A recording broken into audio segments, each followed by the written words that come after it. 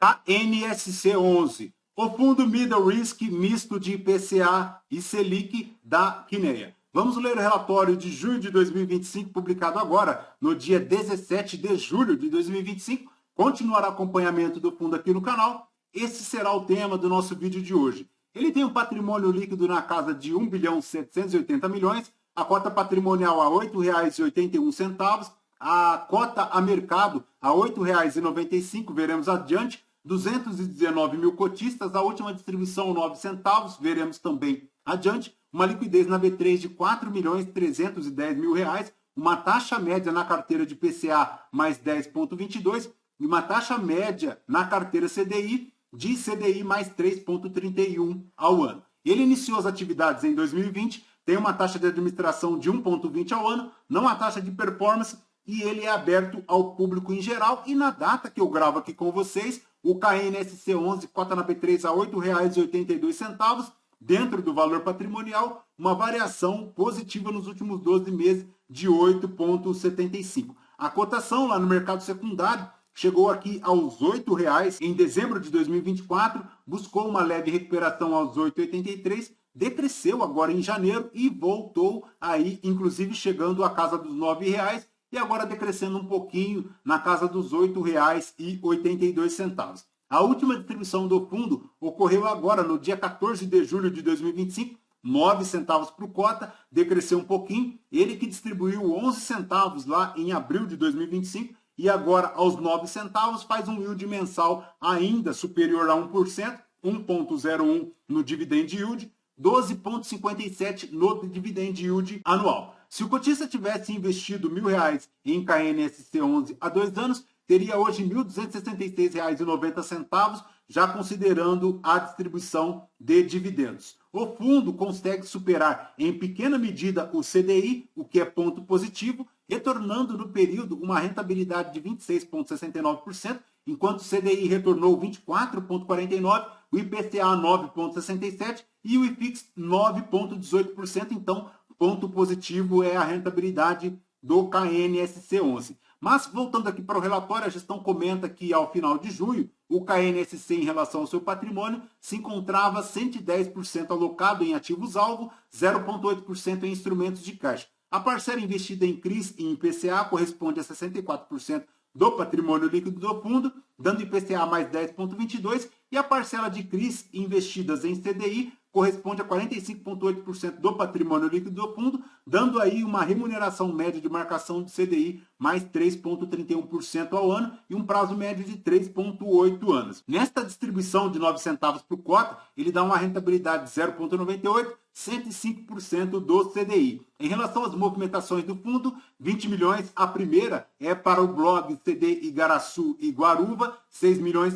CDI mais 3,5%, tem aí alienação fiduciária, cessão fiduciária e também as fianças. Tem aí também como objetivo o investimento, a aquisição de 2 galpões logísticos para um fundo de investimento Blue Cap, o Blog 11. Os galpões estão localizados em Guaruva, lá em Santa Catarina, e Igaraçu, no Pernambuco. A segunda operação de 13 milhões e 600 é para a MRV, Pro Soluto 429 e 469, CDI mais 4,6, baseada em uma carteira de créditos aí da MRV, contando com FR e subordinação do crédito, montando a ordem de 20 milhões para ambas as operações, CDI mais 4,24. Em relação à carteira investida em CDI, ela forma a ordem de 45,8% do patrimônio líquido do fundo, a uma taxa média de 3,31, taxa média de aquisição de 3,33, 3,8 é o prazo médio. Já a carteira de inflação, 64% do patrimônio líquido do fundo,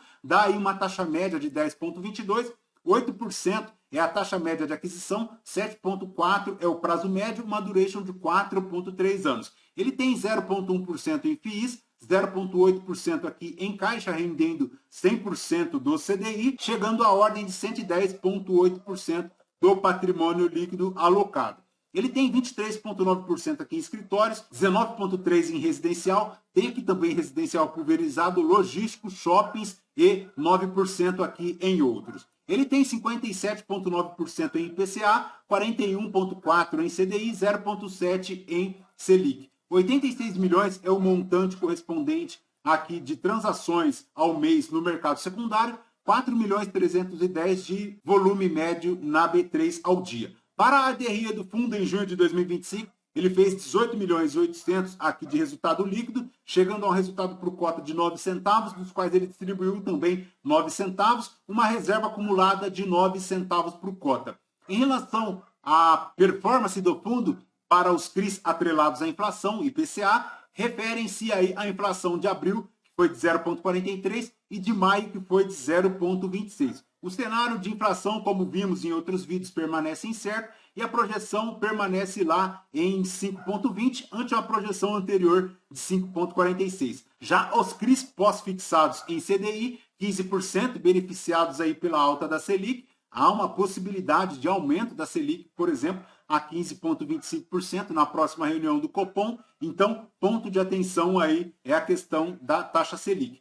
Já na distribuição de 9 centavos por cota aqui do fundo, em junho de 2025, ele dá uma rentabilidade de 1,10 da taxa DI, 89% da taxa DI, 105% da taxa DI gross up. Em relação aqui à tabela de sensibilidade, a 8,85, ele faz um yield IPCA de 10,11, um spread em relação à NTNB de 2,17, um yield líquido de 8,83 e um spread líquido de 0,89%. A maior exposição aqui do fundo é de 3,5% do seu patrimônio líquido.